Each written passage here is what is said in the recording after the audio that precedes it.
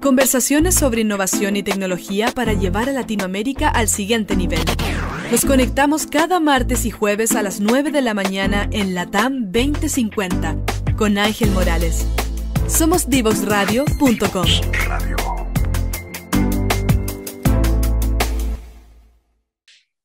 Entonces ahora ya estamos de lleno en nuestro primer bloque de entrevista, doctor Santiago Martínez. Bienvenido. Buenas tardes, muchas gracias por tu invitación, Carolina, muy amable. Qué lindo este acento colombiano, ¿cierto? Me encanta escucharlo. Una de las cosas que yo le pregunté al doctor Martínez cuando estábamos preparando esta entrevista es ¿qué lección le deja la pandemia de COVID? Y me contestó algo que quiero que les conteste él en realidad en persona. ¿Cómo hacer la vida más simple? ¿Cómo hacer la vida más llana? Tal vez irse fuera de Santiago. Cuéntenos, doctor Martínez. Claro, conversábamos con Carolina antes de preparando un poco la entrevista que claramente eventos tan marcadores y tan traumáticos y tan extremos como el de la pandemia que está azotando al mundo en este momento y que es una cosa global, nos hacen reflexionar de cosas simples y nos hacen darnos cuenta que la simpleza de lo complejo y la complejidad de lo simple y ver cómo todo este esfuerzo y toda esta parafernalia que tenemos que ordenar y engranar para que las cosas vayan en principio mejor, nos hace ver que a la verdad somos tan pequeños y tan frágiles como al mismo tiempo tan fuertes que al final lo importante es aportar tu grano de arena, hacer lo que haces bien hecho, pero con un fin no tan como tan magnánime y tan grande, sino como por ser feliz y al final rescatar las pequeñas cosas diarias,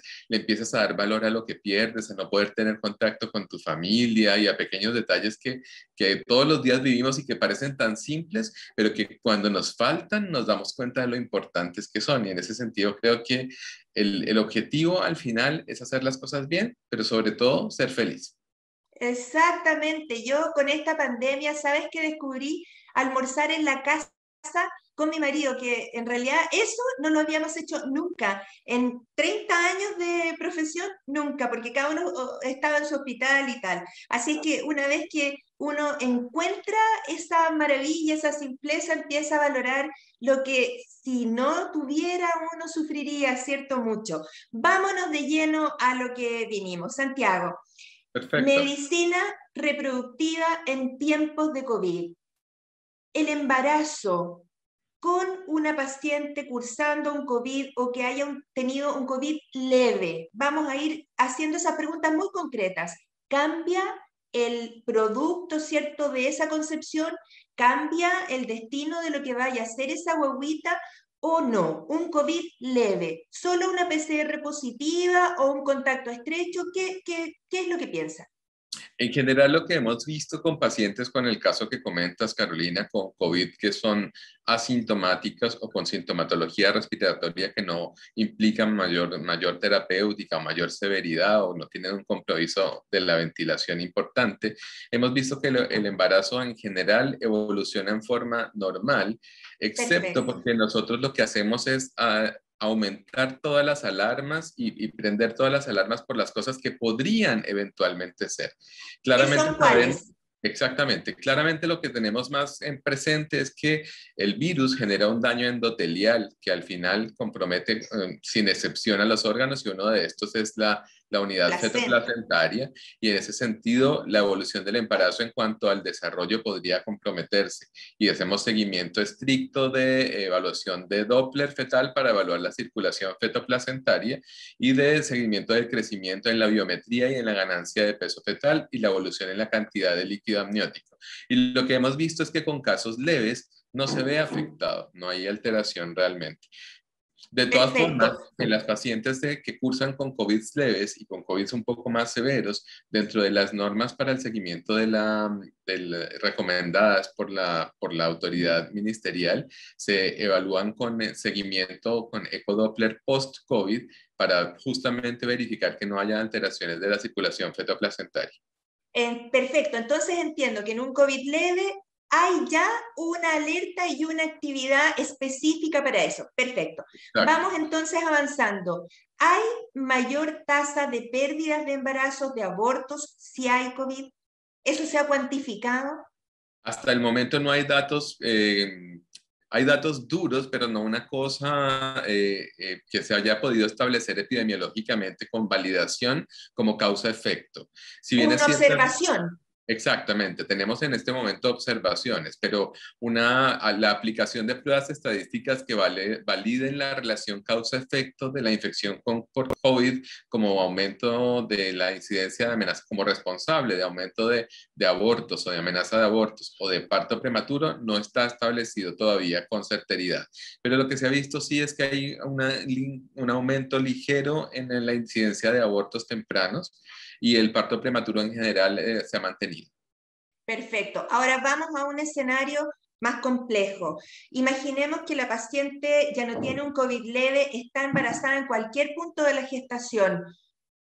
¿Cuál es el manejo de esos pacientes si ya tienen una neumonía por COVID o el COVID es severo, ¿cierto? Perfecto. Esas pacientes van a hospitalización por y manejo por un grupo interdisciplinario en el cual involucramos a los médicos internistas y eventualmente a los intensivistas. Ahí entras tú a jugar. Ah, sí. Y lo que hacemos en general es escalonadamente evaluar la paciente.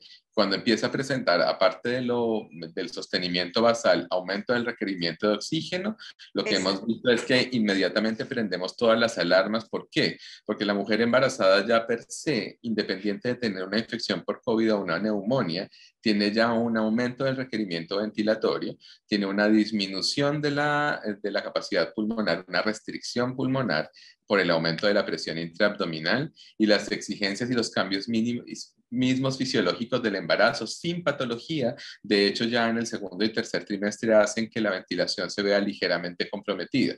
Más aún, en patologías en las que hacen neumonias multilobares, como el compromiso típico del COVID, se ven afectadas en forma muy, muy temprana. Y es por esto que prendemos todas las alarmas, se empieza tromboprofilaxis, se empieza ventilación con autoflujo, no invasiva inicialmente y después se evoluciona de acuerdo al compromiso del paciente.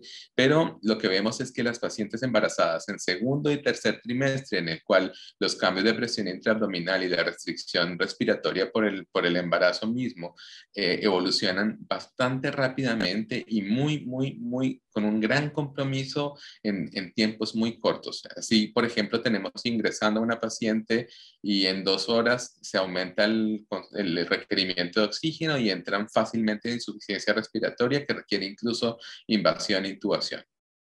Aquí tenemos que explicarle a las personas que, y yo me voy a tomar la palabra un segundo para hablar de la diferencia que hay entre la ventilación y el intercambio gaseoso, porque la ventilación es el acto de respirar, insuflar y exhalar el aire. Y evidentemente que a medida que está más gordita y más embarazada la persona, ¿cierto? Que progresa, la ventilación se hace a expensas de menor volumen, pero más rapidito.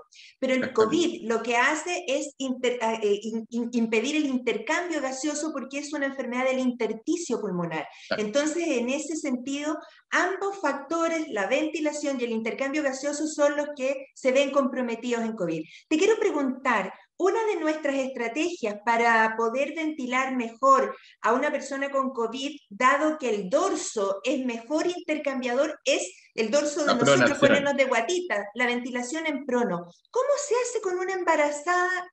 ¿Se pueden poner de guatita? Sí, ¿Cómo lo hacen? en nuestras unidades de cuidado intensivo obstétrico o las unidades de cuidado intensivo general en las que se están manejando pacientes embarazadas para ventilación mecánica, existen adaptaciones de las camas de cuidado intensivo que permiten poner la paciente en prono con guatitas de segundo e incluso de tercer trimestre. Pero más en el segundo trimestre, que es cuando todavía se indica mantener el embarazo en evolución hasta el límite de previabilidad o haber pasado el límite de viabilidad. En ese sentido, la interrupción del embarazo como pauta en el manejo de la paciente, solamente está indicado cuando fallan las estrategias de ventilación mecánica y cuando el embarazo per se convierte en una obstrucción para el adecuado manejo de la paciente.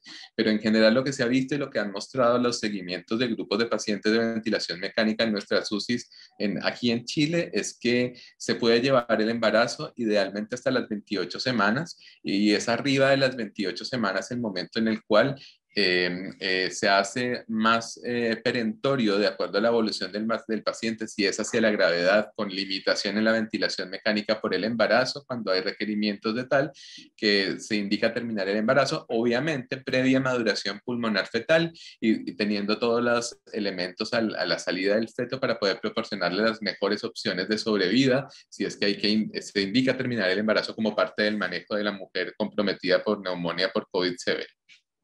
En esto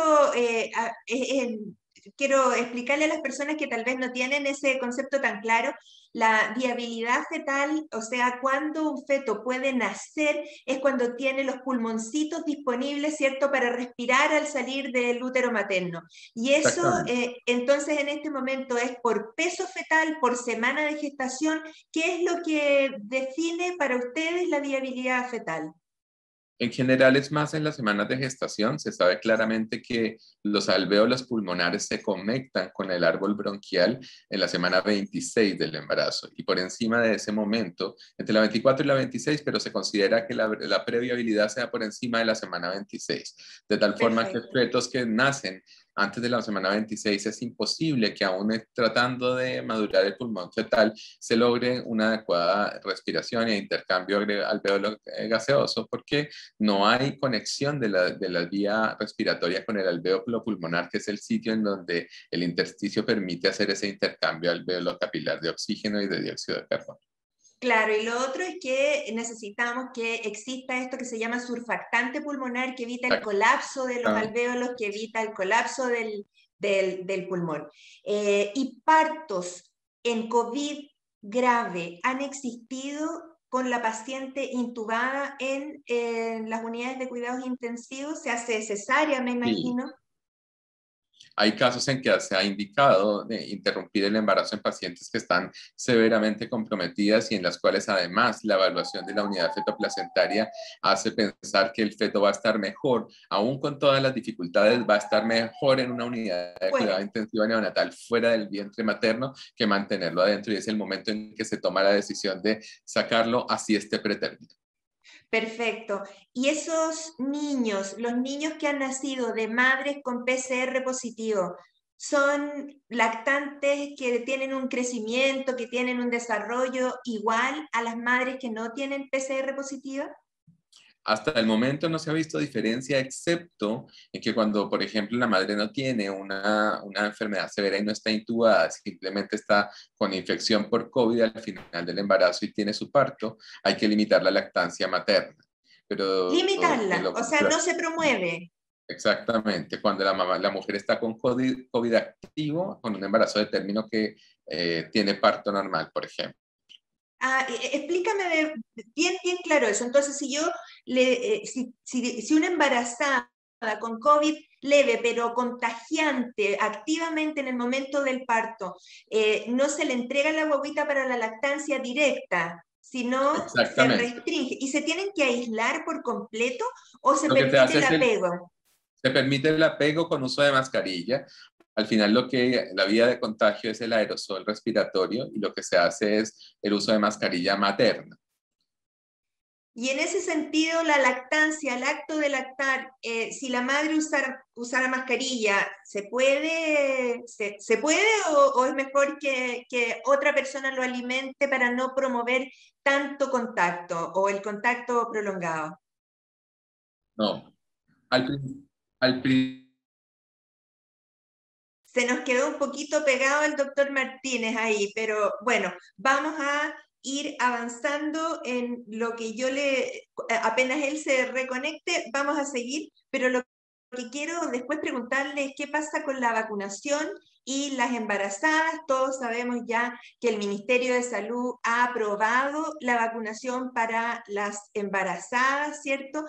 Sobre todo si son pacientes con grupos de riesgo, como por ejemplo obesidad, diabetes, cualquier enfermedad crónica que signifique una inmunodepresión. En eso es muy importante el saber si esas personas tienen alguna enfermedad autoinmune o si tienen uso de corticoides que les bajen su defensa, y sobre todo aquellas madres que han tenido abortos recurrentes, que también podría significar que se ha visto que hay más frecuencia. Volvemos con usted, doctor Martínez, ya estamos a punto de terminar este primer bloque, pero estábamos hablando de la lactancia, y también quiero preguntarle de la vacunación en los niños, en las madres que están embarazadas, ¿cierto? ¿Cómo lo ve usted? ¿Las madres embarazadas han tenido buena disposición a vacunarse? El audio. Ahora, en ese sentido hay una serie de dudas y se han ido despejando con el paso del tiempo. Con la lactancia se han despejado las dudas si está autorizada la lactancia en este momento con la restricción de la mascarilla solamente para evitar del COVID, y la vacunación también ha tenido cambio. Inicialmente se había no recomendado para la lactancia, posteriormente se autorizó, y en este momento las madres con lactancia pueden ser vacunadas, y de hecho se está haciendo, está planteada la campaña de vacunación actualmente para las madres lactantes y para las mujeres embarazadas por encima de las 16 semanas que tienen factores de alto riesgo con el embarazo. En general, los estudios que hay... Dijimos obesas, diabéticas, ¿cierto? Con alguna enfermedad inmunosupresora, vasculitis de alguna naturaleza. Pacientes con morbilidades importantes, pacientes que tienen comorbilidad de hipertensión, diabetes, obesidad, enfermedades autoinmunitarias, pacientes que son portadoras de trombofilias y usan anticoagulación previo al embarazo y durante el embarazo, y que tienen pérdida recurrente de la gestación y son embarazos de alto valor. Perfecto. Está indicada la vacuna. Perfecto. Bueno, se nos ha ido pasando este tiempo volando, así es que vamos a ir a una pausa para seguir conversando con el doctor Santiago Martínez, ginecólogo, obstetra. El doctor Martínez, como ustedes reconocerán por su acento, nació en Colombia, pero ya él es chileno de adopción, así es que nos vemos en un minuto. Ok. Descubramos los beneficios y retos de la tecnología en el aprendizaje. Escúchanos cada lunes y miércoles a las 15 horas en Tareas de Tecnología. Desafío para la próxima clase con Nicolás Soto en divoxradio.com.